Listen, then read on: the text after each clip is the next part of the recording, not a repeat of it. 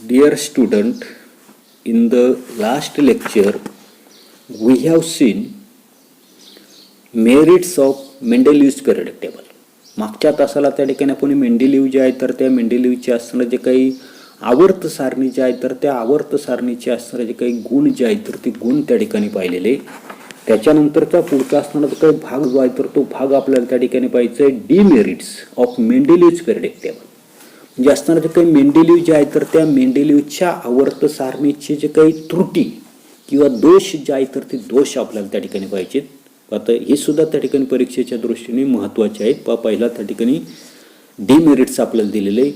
The whole number atomic masses of the elements cobalt and nickel is the same.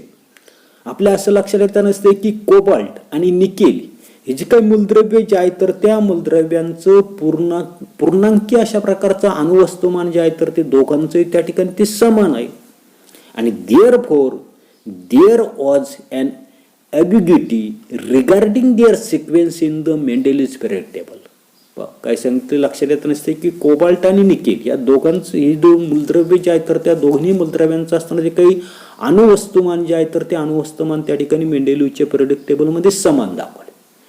मग आता पहिला क्रम नेमका कोणाला द्यायचा म्हणजे त्यांच्या असताना जे काही क्रम जे आहे तर त्या क्रमाबद्दल मेंडेलीवच्या आवर्त सारणीमध्ये आपल्याला काय सांगितले ॲबिग्युटी म्हणजे संदिग्धता होती की नेमकं पहिलं स्थान जे आहे तर ते पहिलं स्थान त्या ठिकाणी कोणाला द्यायचं हा त्याच्यामधला डिमेरिट्स त्या ठिकाणी.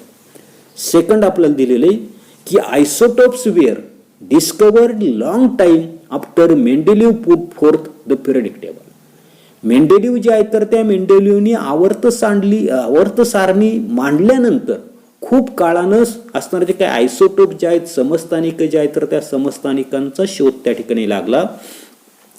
As isotopes have same chemical properties but different atomic masses, a challenge was posed in placing them in Mendeleev's periodic table. म्हणजे आपल्या लक्षात येत नसते की समस्थानिक जे आहे तर त्या समस्थानिकांचं रासायनिक गुणधर्म जे आहे तर ते समान असतात तर अणुवस्तुमान जे आहे तर ते भिन्न असल्यामुळं त्यांना मेंडेलीवच्या आवर्त सारणीमध्ये जागा कशा प्रकारे द्यायची एक मोठा अशा प्रकारचं आव्हान जे आहे तर ते आव्हान त्या ठिकाणी उभे राहिलेले. त्याच्यानंतरचं तिसरं असणारे जे काही डिमेरिट्स जे आहे तर ते डिमेरिट्स आपल्याला दिलेले पहा की when elements are arranged in an increasing order of atomic masses the rise in atomic masses do not appear to be uniform. पाहतो आपल्या लक्षात येत नसते की मेंडेलीव जे आहे तर त्या मेंडेलीवने कशाच्या साहाय्याने अणुभारांकाच्या चढत्या क्रमाने त्या ठिकाणी असणारी काही मांडणी जी आहे तर ती मांडणी त्या ठिकाणी केली. आणि या ठिकाणी आपल्या लक्षात येतं की वाढत्या अणुवस्तुमानाप्रमाणे मांडलेल्या मूलद्रव्यांच्या अणुवस्तुमानामधील जी काही वाढ जी आहे तर ती वाढ नियमित दर जो आहे तर त्या नियमित दराने त्या ठिकाणी होताना दिसत नाही. It was not possible therefore to predict how many elements could be discovered between the two heavy elements. आणि म्हणून हेवी एलिमेंट्स म्हणजे दोन जड असणारे जे काही मूलद्रव्य जे आहेत तर त्या दोन जड मूलद्रव्यांच्या मध्ये किती त्या ठिकाणी मूलद्रव्य त्या ठिकाणी मूलद्रव्यांचा शोध लागेल याचं भाकीत करणं मेंडेलीवच्या आवर्त नियमानुसार त्या ठिकाणी शक्य नव्हतं. त्याच्यानंतरचा तिसरी त्या ठिकाणी आपल्याला डिमेरिट्स दिलेले की पोझिशन ऑफ हायड्रोजनचं स्थान पाक की hydrogen show similarity with halogens that is the group 7. For example the molecular formula of hydrogen is H2 while the molecular formula of fluorine and chlorine are F2 and Cl2 respectively.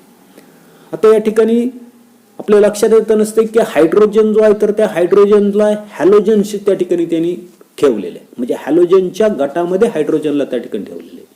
म्हणजे या ठिकाणी आपल्याला लक्षात येत नसतं की hydrogen काय करता नसते हॅलोजन जो आहे तर तो ग्रुप नंबर 7 म्हटलेला तर याच्याशी साम्य त्या ठिकाणी दाखवतो. तर जसं की हायड्रोजन जो आहे तर त्या हायड्रोजनचं रेणुसूत्र H2 आहे. फ्लोरीन आणि क्लोरीन यांची रेणुसूत्र त्या ठिकाणी F2 Cl2 अशीच त्या ठिकाणी आहेत. आणि म्हणून पुढे पहा काय म्हटलेलं आहे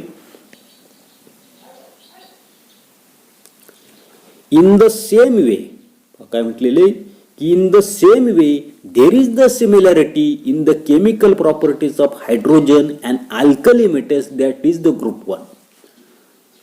तशाच पद्धतीने आपल्या या ठिकाणी लक्षात येतं नसतं की हायड्रोजन जो आहे तर तो हायड्रोजन काय करता नसते, अल्कली मेटल, अल्क धातू ग्रुप गण नंबर 1 मधला काय सांगितले की there is the similarity in the molecular formula of the compounds of hydrogen alkali metals that is sodium, potassium etcetera formed with chlorine and oxygen. या ठिकाणी आपल्याला लक्षात येतं नसतं की हायड्रोजन आणि अल्कधात म्हणजे सोडियम असेल, पोटॅशियम असेल यांनी क्लोरीन आणि ऑक्सिजन यांच्याबरोबर तयार केलेली जी काही संयुगाची असताना ते काही रेणुसूत्र जे आहे तर त्या रेणुसूत्रामध्ये आपल्याला साम्य जे आहे तर ते साम्य त्या ठिकाणी आढळून येतं नसतं. आता कशा पद्धतीचं साम्य त्या ठिकाणी आढळून येतं नसतं तर तेच आपल्याला तो असणार तो काही चार्ट जो आहे तर त्या चार्टमध्ये दिलेले. पाहता सिमिलॅरिटी इन हायड्रोजन आणि अल्कली मेटल्स म्हणजे ज्या ठिकाणी हायड्रोजन जे आहे तर त्या हायड्रोजनची क्लोरीन, ऑक्सिजन आणि सल्फर बरोबर तयार होणारे काही संयुग जे आहेत तर त्या संयुगांची फॉर्म्युले आपल्याला या ठिकाणी दिलेले. अशाच पद्धतीचे असताना जे काय अल्कली मेटल जे आहेत तर त्या अल्कली मेटलचे सुद्धा त्या ठिकाणी क्लोरीन, ऑक्सिजन आणि सल्फर यांच्यामध्ये तयार होणारे जे काही मॉलिक्युलर फॉर्म्युले जे आहेत तर ते मॉलिक्युलर फॉर्म्युले सुद्धा त्या ठिकाणी सेम आहेत. अशाच पद्धतीने हायड्रोजन आणि हॅलोजन जे असताना जे काही मॉलिक्युलर फॉर्म्युले जे आहेत तर त्या मॉलिक्युलर फॉर्म्युल्याचा आपल्याला विचार करायचा बा. आता या ठिकाणी आपल्याला लक्षात येत नसते की molecular formula hydrogen H2 क्लोरीनचा Cl2 त्याच्याबरोबर त्या ठिकाणी जे काही कंपाऊंड्स त्या ठिकाणी तयार होता नसतात तर ती त्या ठिकाणी आपल्याला दाखवलेली मेटल्समध्ये की NaH, NaCl त्याच्यानंतर कंपाऊंड्स विथ नॉन मेटल म्हणजे सर्वसाधारणपणे अधातूंबरोबर त्यांची असताना जे काही संयुग जे आहेत तर ते संयुग जर तयार झाली तर आपल्याला त्या ठिकाणी CH4, CCl4 म्हणजे कार्बन टेट्राक्लोराइड अशा प्रकारचे असताना जे काही संयुग जे आहेत तर ते संयुग त्या ठिकाणी म्हणजे याच्यावरून आपल्याला लक्षात येतं की हायड्रोजन जो आहे तर तो हायड्रोजन अल्कली मेटल्सशी त्या ठिकाणी साम्य दाखवताना दिसतो. त्याचबरोबर हायड्रोजन जो आहे तर तो हायड्रोजन काय करताना दिसते, हॅलोजन जो आहे तर त्या हॅलोजनशी सुद्धा त्या ठिकाणी साम्य जे आहे तर ते साम्य त्या ठिकाणी दाखवताना दिसतो. आणि याच्यावरून आपल्याला काय म्हणता येईल की on considering the above properties it cannot be decided whether the correct position of hydrogen in the group of the alkali metals that is group first or in the group of the halogen that is group 7. आणि म्हणून हे जे काही दोघांशी त्या ठिकाणी तो साम्य जे आहे तर तो साम्य त्या ठिकाणी दर्शवताना दिसतो. आणि या गुणधर्माचा जर आपण जर विचार जर केला तर हायड्रोजनची असणारी काही जागा जी आहे तर ती अल्क धातूच्या गणात म्हणजे गण 1 की हॅलोजनच्या गणात गण नंबर 7 हे त्या ठिकाणी ठरवता त्या ठिकाणी येत नाही. हा त्या ठिकाणी मेंडेलिव्ह जो आहे तर त्या मेंडेलिव्हच्या आवर्त सारणीचं सर्वात मोठं अशा प्रकारचं डिमेरिट्स जे आहे तर ते डिमेरिट्स आपल्याला त्या ठिकाणी सांगता येईल म्हणजे त्रुटी जी आहे तर ती त्रुटी त्या ठिकाणी सांगता येईल.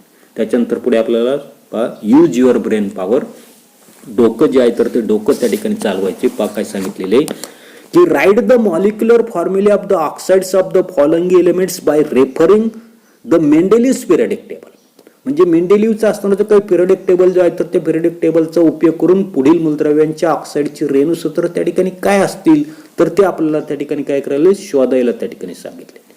आता उदाहरणार्थ त्या ठिकाणी सोडियम दिले. तर आता सोडियमच्या बाबतीमध्ये त्याचा असताना जे काही ऑक्साइड्स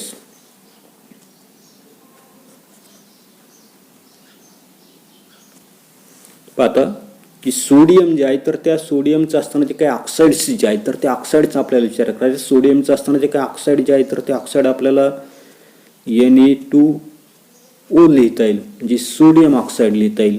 सिलिकॉनच्या बाबतीमध्ये SiO2 लिहिता येईल म्हणजे सिलिकॉन डायऑक्साइड.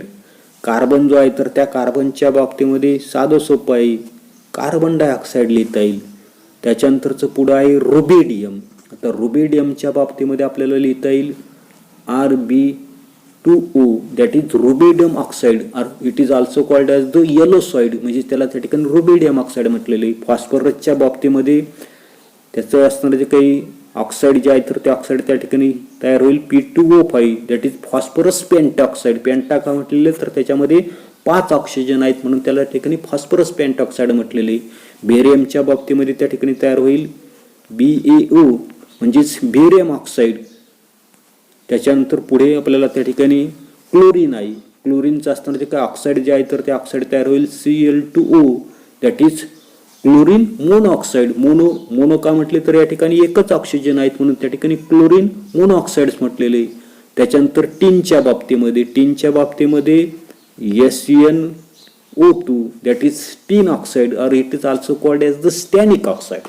म्हणजे अशा प्रकारचे असणारे जे काही मूलद्रव्यांची जे काही ऑक्साईड जे आहे तर त्या ऑक्साईडची रेणूसूत्र आपल्याला त्या ठिकाणी लिहिता येईल.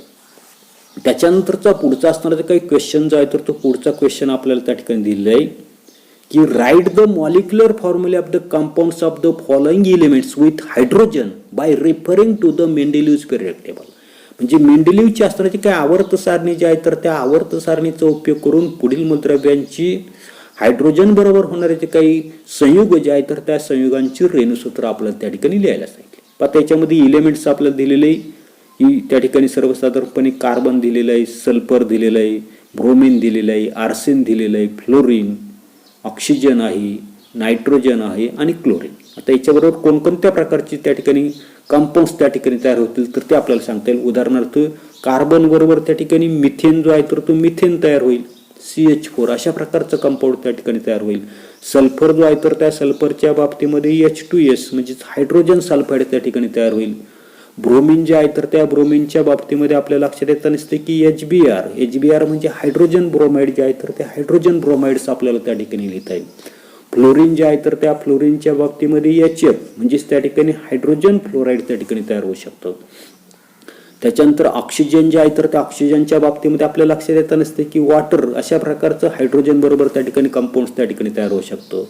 नायट्रोजन जे आहे तर नायट्रोजन आणि हायड्रोजनच्या बाबतीमध्ये NH3 म्हणजे त्या ठिकाणी असणारा जो काय अमोनिया जो आहे तर तो अमोनिया त्या ठिकाणी तयार होऊ शकतो.